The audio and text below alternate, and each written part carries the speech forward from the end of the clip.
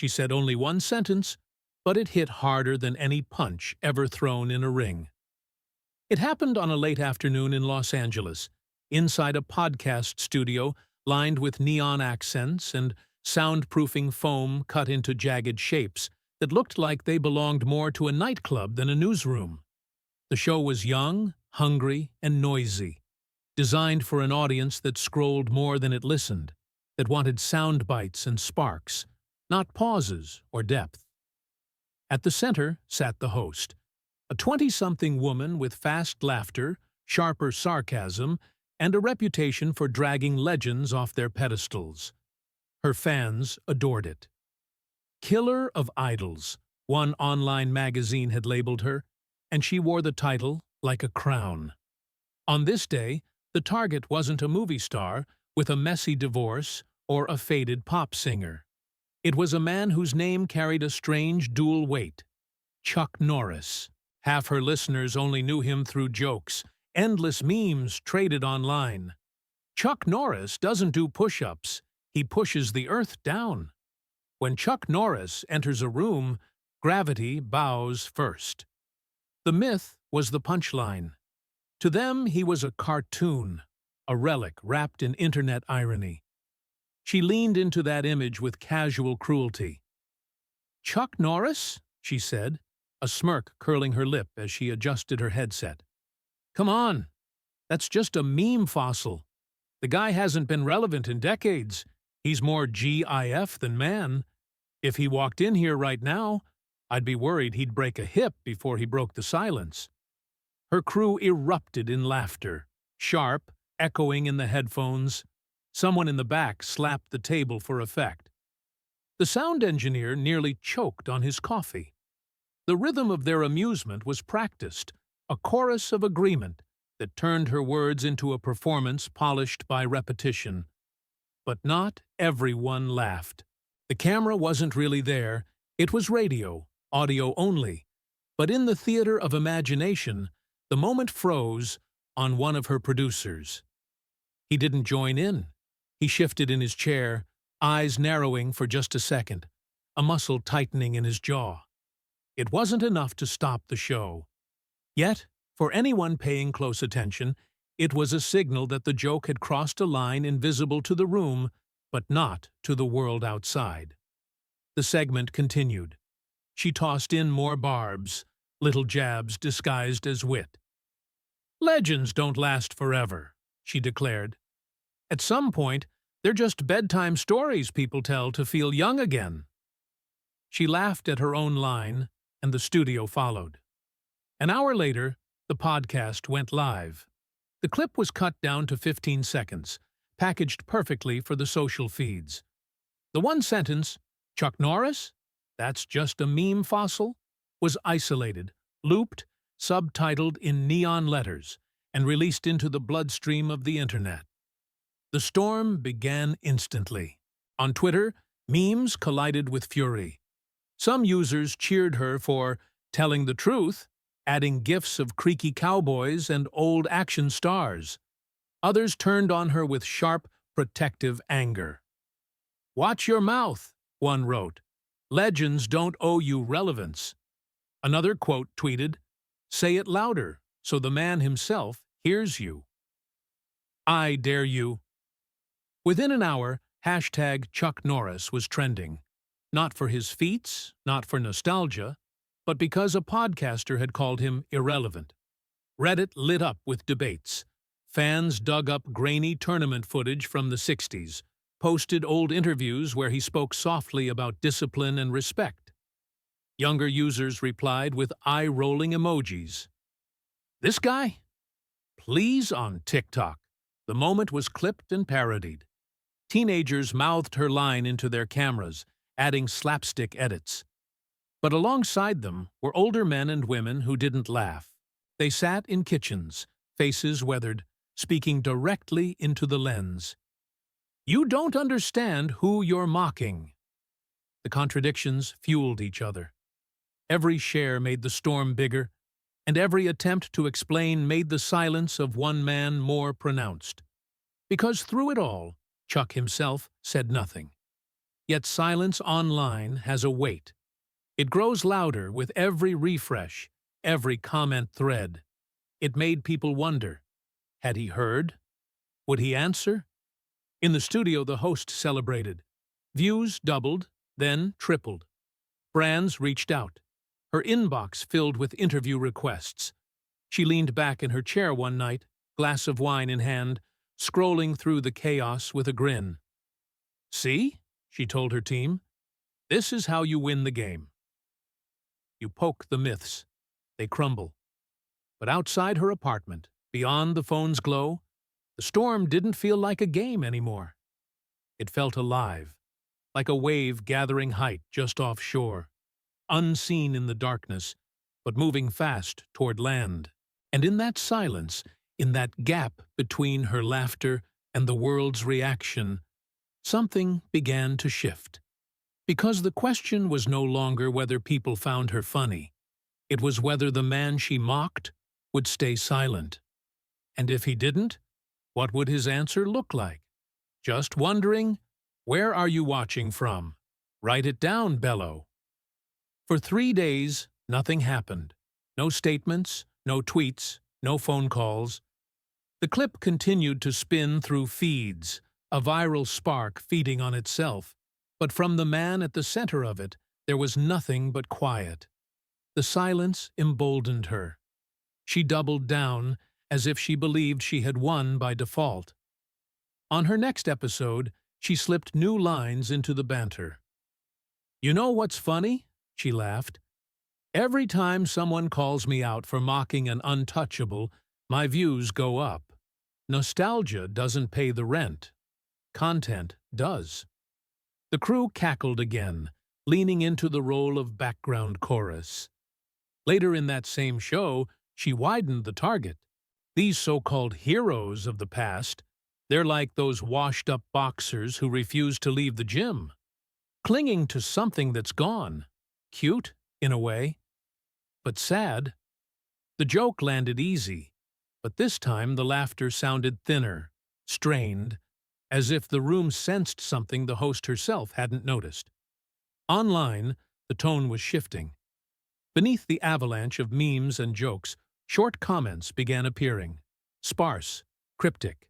No profile pictures, no explanations, just fragments.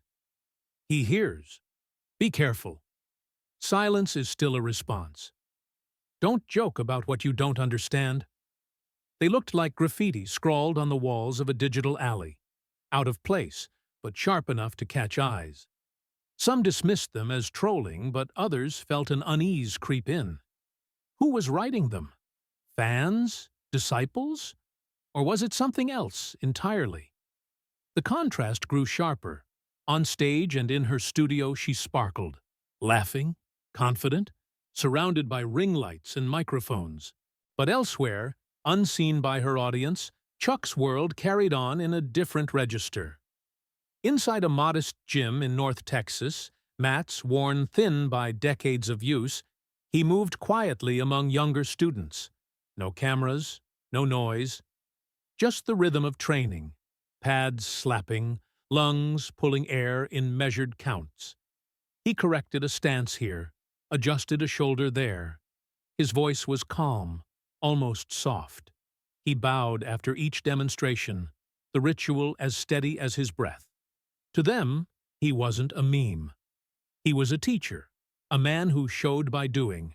And though the internet roared outside, inside that room the only storm was sweat, dripping steadily onto canvas. One evening, after class ended, one of his students, barely 19, hesitated as he tied his belt. "Mr. Norris," he asked, eyes low, "are you going to say anything about what she said?" Chuck paused only a moment, then set a hand on the boy's shoulder. "There's more strength in not answering than in shouting back," he said. The boy nodded, though the answer didn't quiet his curiosity. Silence, after all, carries its own weight. Meanwhile, the podcast host thrived on the attention. Bookings rose. She was invited onto talk shows, asked to repeat the line that had started it all. Say the thing again, producers would nudge. She delivered it each time with more confidence, milking the laughs, enjoying how easy it was to stay viral. But late at night, when she scrolled through her comments, the strange messages kept appearing. Always brief, always cold. He will come. You don't laugh forever. Storms look like nothing until they're overhead. She dismissed them with a wave of her hand, even joked about them on air. Apparently, Chuck Norris fans think he's Batman now. I'm supposed to be afraid of the silence? The studio laughed, but one technician kept his eyes fixed on the soundboard, not joining in. Then the news dropped. An email from his representatives, confirmed by her team, then blasted across her social accounts. Chuck Norris had agreed to appear on her podcast. No vague scheduling, no back and forth. A date and time set in ink. At first, she laughed it off. Yeah, right. This is a prank. She told her producers to double-check, certain it was a scam. But the confirmation came back solid. It was real. He was coming. Her bravado cracked just enough for her to feel the shift. The audience online exploded. Tweets, posts, headlines. He's walking into her world. He's not dodging. Memes now carried a different tone. Not just mocking, but waiting, anticipating. Some fans cheered her on. Drag him like you did last time. Others weren't so kind. Careful what you wish for. The countdown began. Each day closer, the pressure built. In her inbox, he's coming. On her notifications, we'll see who laughs. Her follower count climbed, but so did the tension. She found herself rehearsing jokes in front of a mirror, testing them, but they felt brittle now, less sharp. And when she looked at her reflection, for the first time, she noticed something strange. The thought of facing him didn't make her laugh. It made her heart pound in her chest. Too fast, too loud. The day of recording was circled on her calendar. By then, the story wasn't hers anymore. It belonged to everyone watching. The internet was holding its breath. He was coming. And no one knew what would happen when the silence finally spoke. The studio looked small once it was full. Lights glared down, folding chairs held a pocket audience, and the air carried that mix of hot cables and stale coffee. Phones were stacked at the entrance in plastic bins, but people's thumbs twitched anyway, missing the scroll. She entered first, quick and bright, denim jacket, sneakers, hair tied back sharp. She touched everything, mic, mug, chair, like marking territory. Her energy owned the room. We're rolling on time, she announced, and a producer echoed it into a headset. Then he walked in. Simple shirt, dark jeans, no entourage. He set a water bottle down with the label turned away, straightened the headphones with precise fingers, nodded once to the crew. The air shifted, not louder, not quieter, just different. They didn't shake hands. They didn't need to.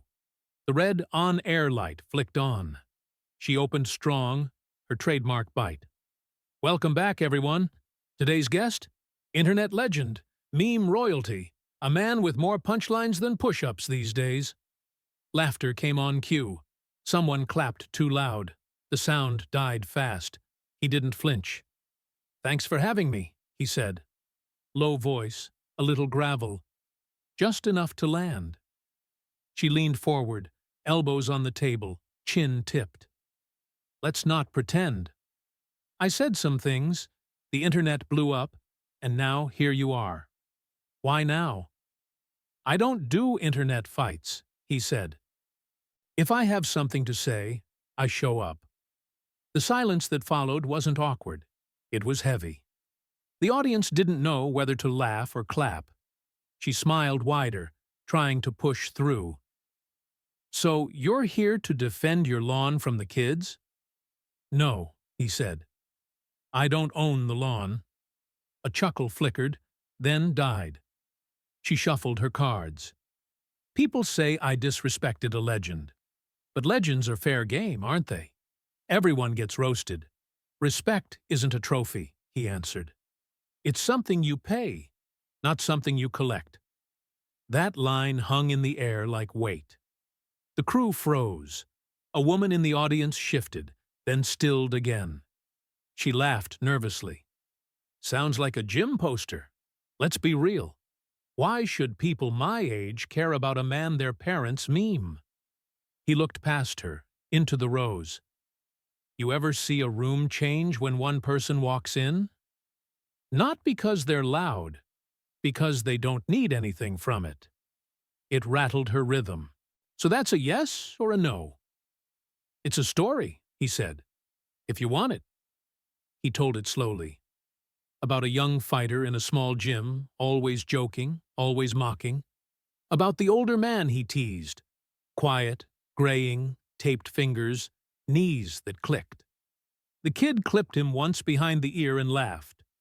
The next punch never landed. The old man caught his wrist. Didn't twist, didn't hurt, just held it. Long enough for the laughter in the room to collapse into silence. What happened? She asked, voice thinner. The kid came back the next day, he said. Brought his father. Apologized, not for the joke, for needing it. The old man told him, You don't have to fear me. Just respect the weight of what you think you own when you put on gloves or pick up a microphone. The studio air tightened. Someone coughed, the sound startlingly loud. She tried for levity. So you're holding my wrist now? He shook his head. No, you're holding your own. Her smile faltered. The crew stayed frozen. The audience didn't laugh. Phones buzzed from the bins by the door, notifications scratching at the silence. You came here to teach me a lesson? She pressed, the edge back but shaky. I came here because you asked the world to laugh, he said. And a lot of people outside this room heard something else. A man in the front row nodded before catching himself. Another woman crossed her arms tight. The air was no longer on her side. She opened her mouth for another joke, but the words stuck. For the first time since this began, she felt the cost of her own noise. And then he said a single line, calm, exact, that froze the studio where it sat. The lights seemed colder. Every breath in the room stopped. Why do you laugh at people you don't even know? He asked. Not loud, not soft, clean. Is that strength or fear? The words didn't land like a punch. They landed like a lock sliding into place. The room went from warmed-up chatter to a held breath. Someone in the second row adjusted a jacket, and the nylon rasp sounded indecently loud. A plastic water bottle flexed in a nervous hand with a brittle pop. The tally lights on the cameras glowed red, steady as pulse. She tried to swallow the moment. That's a false choice, she said quickly, smile pinned on. Humor's just humor.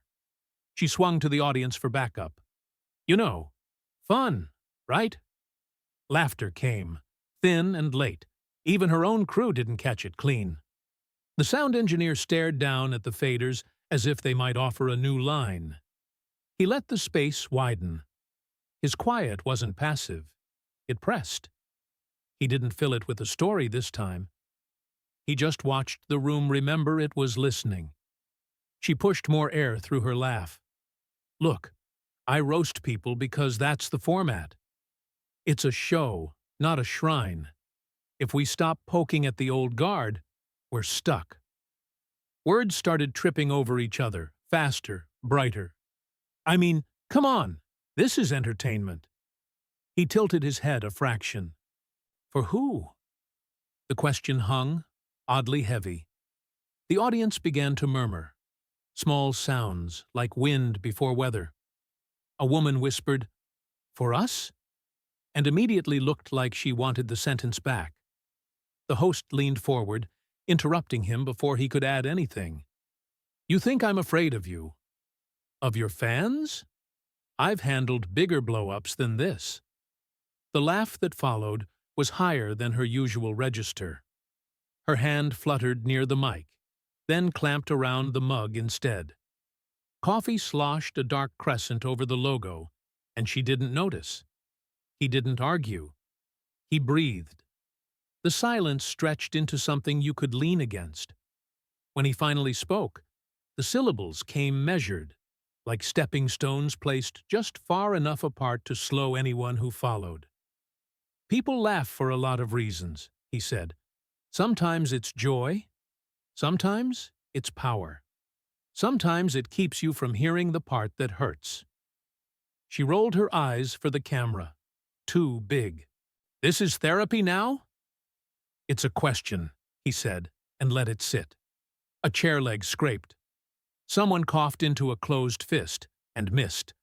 The studio, designed for control, had begun to feel like a room noticing itself. The audience's eyes moved as one organism, her, him, the red light, back to her.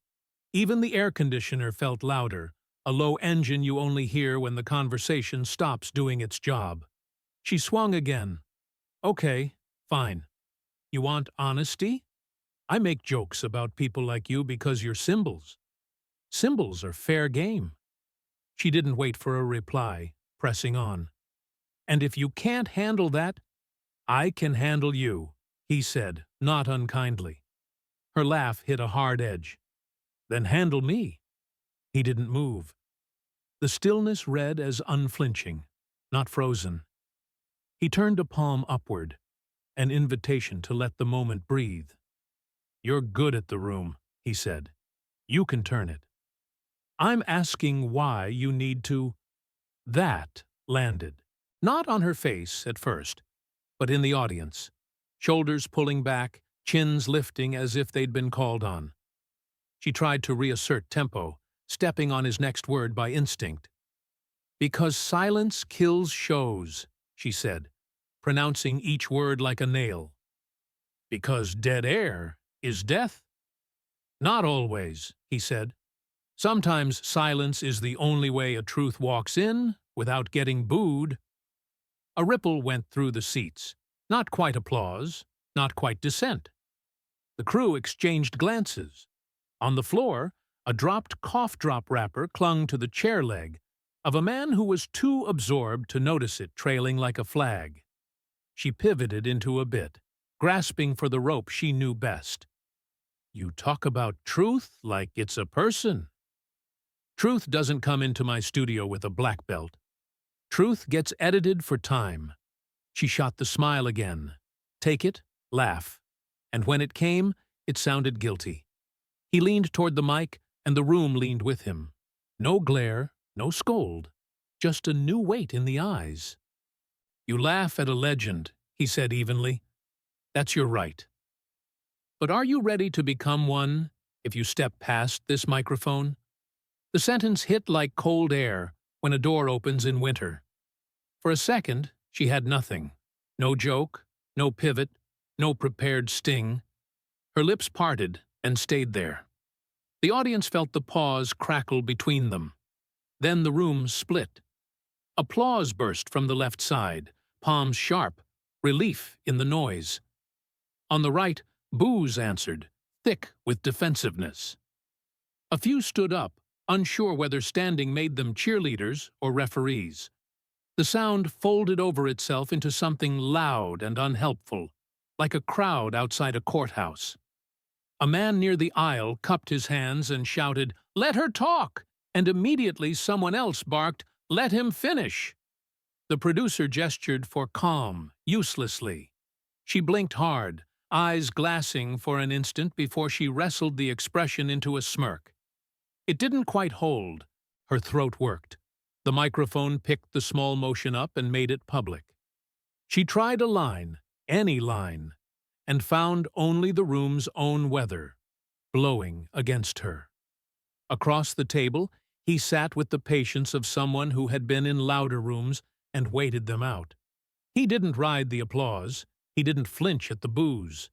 He glanced once at the on-AR light, as if to confirm they were all hearing the same moment. The studio, made for certainty, now felt like a ring. Ropes invisible but present, judges nowhere, rules replaced by breath and gaze. The crowd's noise pulsed, then thinned, then spiked again, as if testing what the room could carry before it broke. She opened her mouth, closed it, then steadied a hand on the desk as if it were a rail. "So that's the game?" she managed, voice quieter. "Turn it into a legacy test?" No answer. He didn't need one. The echo of his question was doing its work for him. Someone in the back shouted, "Respect!" Another answered, "Free speech!" The words collided and fell at their feet. He let the noise crest. He didn't rescue her from it. He didn't throw her to it. He simply held his place in the center of it.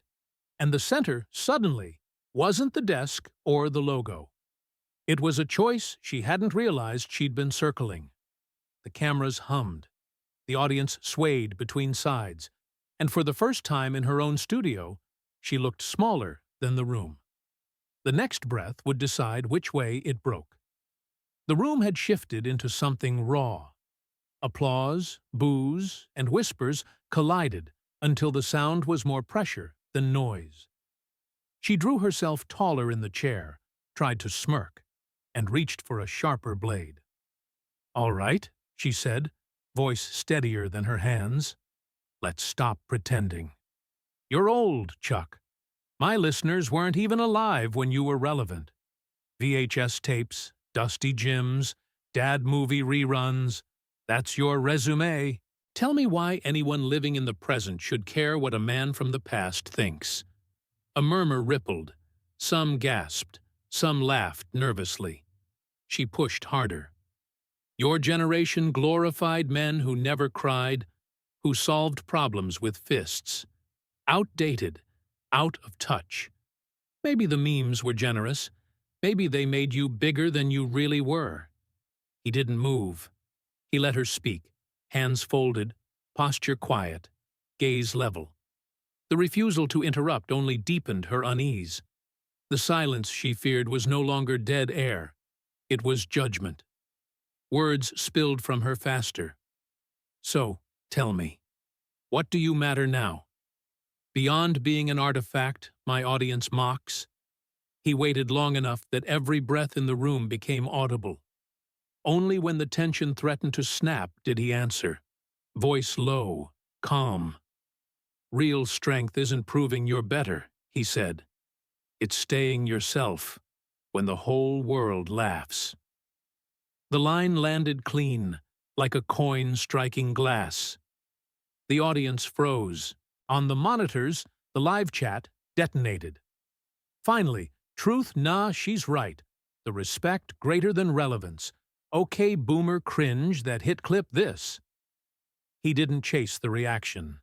He sat as though the words had been inevitable, not rehearsed. She snatched at a laugh. "That's a bumper sticker. The world isn't laughing at you. It's moved past you. What you call strength looks a lot like ego with good PR." Again, he let it pass. Silence pressed tighter. Her voice wavered under its weight. She forced her jaw stiff. The stream chat became a war zone. Fans wrote paragraphs about discipline, training, and how his old tapes had shaped them. Others hurled insults, skull emojis, laughing gifs. Moderators scrambled to dam the flood. The view count ticked upward, the stakes feeding on themselves. Then the break came, from the crowd itself. A woman in the third row stood, cardigan wrapped tight, hands trembling but voice firm. "Chuck," she called. "Thank you." The host stiffened. "Please, ma'am, audience—" "My brother," the woman said quickly, voice cracking, "was in a wheelchair after an accident. He stopped talking to anyone. The only thing that made him smile was watching your movies. Later, I saw an interview where you said, 'Fear doesn't vanish.' You walk through it anyway." He wrote that on our fridge. It got him out of bed. He's a nurse now. He saved lives because of you. You saved me, too." The studio air shifted, heavy, reverent. No one told her to sit. She lowered herself back into the chair on her own, wiping at her eyes. Silence stretched. Then a tattooed man near the aisle stood half a step. "My dad and I didn't speak for years," he said, voice flat. "We started again because of your training videos." He sat, no flourish. The audience filled the blanks. Chuck gave a small nod, nothing more. He didn't bask, didn't deflect. He simply acknowledged and let the weight settle. The host looked smaller behind the desk. For once, she reached for a joke and found none that could survive the moment. She tried professionalism instead. "We appreciate heartfelt stories," she said, voice clipped. "But let's keep this focused." The crack in her throat betrayed her. The microphone caught it, amplified it, made it communal. Her armor had begun to splinter. The unshakable persona, sharp, smirking, untouchable, showed hairline cracks. The crowd could see the human underneath, blinking, uncertain. She could feel it too. Her hand found the mug, set it aside, as if props no longer worked. She pulled her shoulders high, exhaled. Eyes sharp, but voice trembling at the edges, she threw down one last challenge. "So, Chuck," she said slowly, "are you saying you're stronger than me?" The words cut through every whisper. The live chat froze mid-scroll. In the audience, no one moved. Somewhere a pen dropped and clattered against tile. He didn't answer. Not yet. She had thrown it like her final stone. "Are you saying you're stronger than me?" The question didn't just hang. It pierced the air and stayed there, vibrating. Every person in the studio felt it land. The audience leaned forward in their folding chairs, as if their weight might make the answer arrive sooner.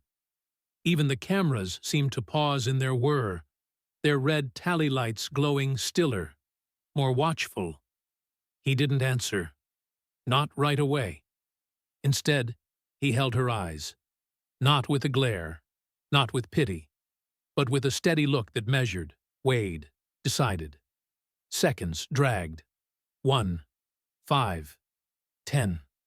The silence was so complete that the sound of someone's pen rolling off a clipboard startled half the front row. A cough started in the back and was swallowed whole before it could live. The pause became its own statement. It said, "Some questions deserve to wait until the room is ready to hear the answer." And then, finally, he spoke. He didn't lean in, didn't raise his voice. He let the words travel at their own pace. "I'm not stronger," he said, "but I'm real. And the real always wins." The words landed like stone on glass, quiet, unshakable, final. For a moment, no one knew how to react. The audience held their breath. She blinked, throat tight, her tongue searching for a retort that refused to come. Then, the wave broke. Clapping began at the far left, sharp and hungry, then swelled across the room. Some stood, some shouted. A few booed, but their noise sounded thin against the wall of hands coming together. A whistle cut the air. The sound folded and rose until the little studio felt like an arena. In the control room, the live chat monitor scrolled too fast to read. "Real greater than stronger." Corny, but true. She looks shook. This is the clip. Hearts streamed upward like sparks from a fire, fighting skull emojis and laughing gifs. The moderator gave up. She didn't move. The question she had hurled like a weapon had come back heavier, settling across her shoulders like armor she couldn't lift. The smirk she had worn for months wouldn't come. Her jaw softened, then tightened again. She stared at her desk, at the mug, the stack of index cards, like tools that no longer worked. He didn't take advantage. He didn't smile or play to the crowd.